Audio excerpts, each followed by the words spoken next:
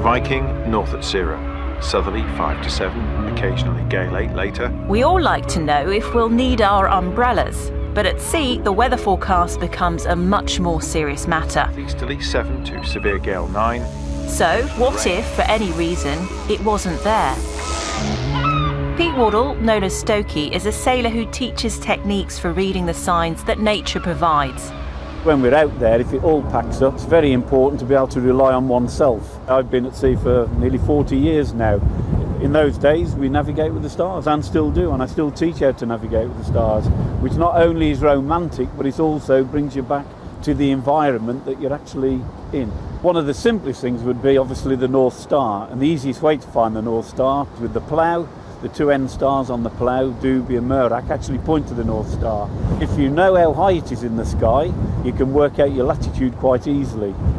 If I was to now look at the horizon and put my little finger on the horizon and then look straight over the top of my thumb, that's roughly 20 degrees.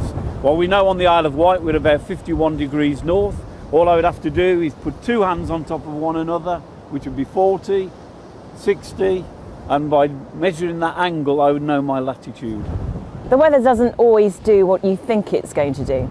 That's correct, sadly, and people have got conceptions that in high pressure you get good weather, in low pressure you actually get bad weather. However, the worst storm I've ever been in is in actual high pressure, when the pressure has been rising, but rose very, very quickly as a high pressure squeezed up against the low.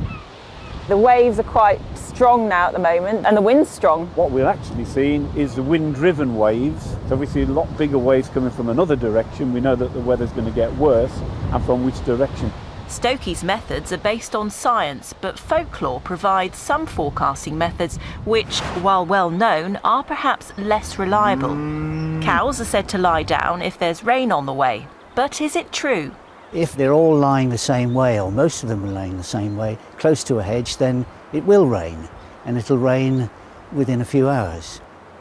The upturned clouds that you see up in the atmosphere are swept up because of the wind up there, and the old men call those messengers.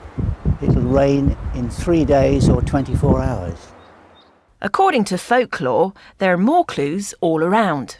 Hollyberries. If there's lots on the tree, do you know what that means? We're going to have a long, hard winter. My mum used to say we need to get the coal in early because we're going to need it. And if you're not convinced by red berries, how about red skies? When it's coming up to lambing time, the weather's absolutely essential. I went to Shear in Surrey to ask retired shepherd Tony Reid if he's found any truth in the old sayings. Red sky at night, shepherd's light, or red sky in the morning, shepherd's warning. It's a bit of a cliche now. It's only an indication. It's certainly a warning, but it's only a warning. We might end up with a beautiful day.